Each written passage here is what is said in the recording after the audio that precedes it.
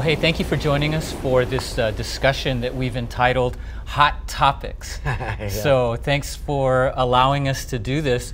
Are you at all afraid of these hot topics that we're going to talk about? Fear and trembling, yes, because it's controversial and everybody has their own perspective, and you know, people really feel that they're right by the way they see things, and so you can't just demean or vilify one against the other. You have to understand both sides before you can answer. Yeah, so we want to talk about three things that we have on our mind: abortion, homosexuality, and sex before marriage. 3 strikes, you're out, yeah. Three very, very hot topics. So why don't we start on abortion? Now that is such a hot topic today in our society, because on the one hand you have people out there saying, well, a woman really needs to be in control of her own body, and she needs to be able to make decisions without other people coming in and making those decisions for them. So as Christians, what are we to think?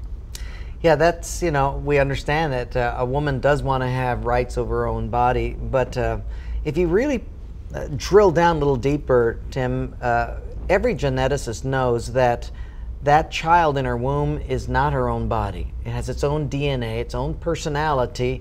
Everything's different. The womb is a carrying agent, and if abortion is something that we can do whenever we want to, then it's almost like saying the most dangerous place in America today is a woman's womb, because a child has no control over what happens to his or her life.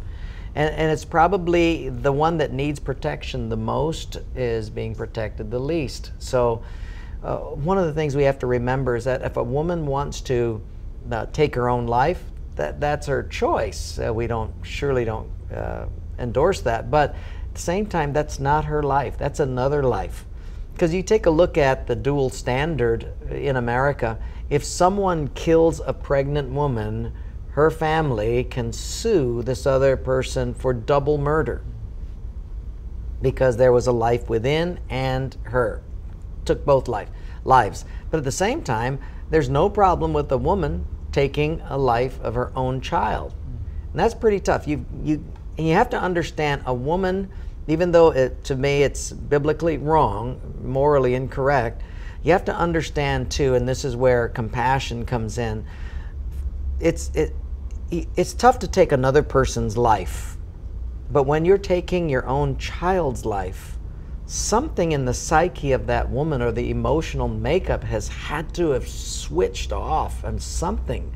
So we cannot just vilify that woman or say how terrible she is. You've got to understand and then help her to comprehend so that things balance back out. She sees clearly. So we have to take a stand morally, but we can't just cut people off or separate them out if they have that experience. Yeah, that's a tough decision. Now, some people will say, in trying to endorse all of this, Tim, is they'll say, well, it's permitted under the law. And so because it is legal, then it's moral. Just because something is civilly correct or it's a law does not mean that it is morally correct. Our civil law does not designate what is moral or immoral. It has to be far greater than our civil law, because the laws change all the time. So if you think about it, you know, they say, well, if the law says that that's just a tissue and you can go ahead and abort it, and since 1973 and the Roe versus Wade decision, 50 million surgical abortions have taken place. Wow. 50 million. And if you think about it, that's the equivalent of 15 states in the Union wiped out, wiped off the map. Incredible. 50 million. Now, just because it became law and legal on January 23rd, 1973, think about it this way. So it was immoral or against the law on January 22nd. Right. It was immoral. Does that mean that the very next day it became moral?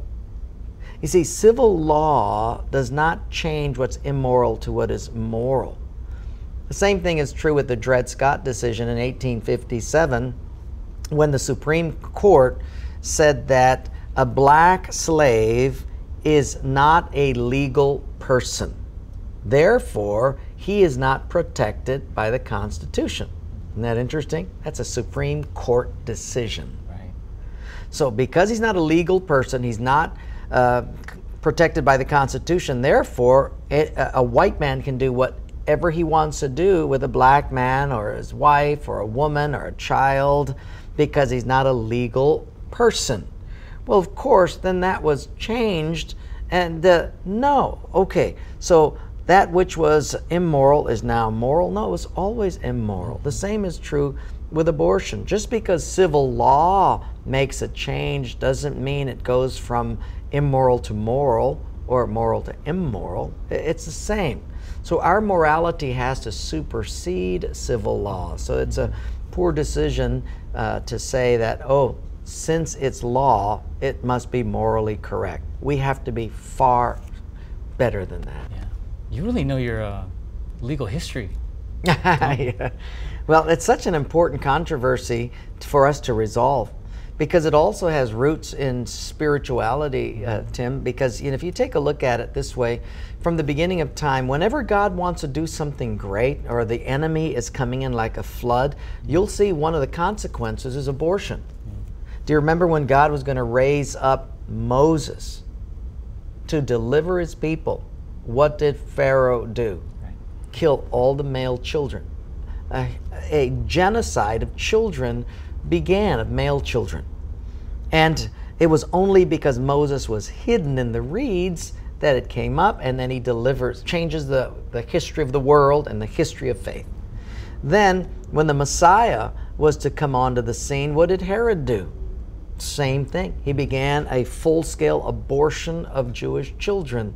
It's almost as if whenever God is going to do something great in the world, the enemy comes in like a flood and begins to kill off children. I'm not just wondering if God wants to do something great in America and the enemy is coming in like a flood, we're being deceived and duped, and 50 million abortions have taken place. Why? I think God is wanting to do something great, and it can change the history of the world if we as God's people will understand. We are terrible futurists because we are terrible historians. Right. We don't connect the past with today and into the future, so our alignment is off. Right. Abortion is one of those that we need to resolve because it's not about a woman's convenience. It's about what is God wanting to do. The very child that may have been aborted may have been the next world leader or a statesman. Because if you take a look at even people in politics, we have a lot of politicians but very few statesmen. Almost to the point when we're voting, it's like the lesser of two evils. Right. Which will we choose? I know the enemy knows that God's doing something great, and we as God's people must understand this one issue so that we see the broader, ever-encompassing plan of God and say, Lord, how can I fit within that? Sure, I'm carrying a child that I don't want, but you may have plans for this, Jeremiah 29:11. So we must submit ourselves to a greater God than our mistake. Yeah. So it's so important for us to get these perspectives that we may not always see just by, in our normal workaday world, and we're having to deal with what the law says, what's legal, what society says, but we don't always have God's perspective like you just gave us. That's right.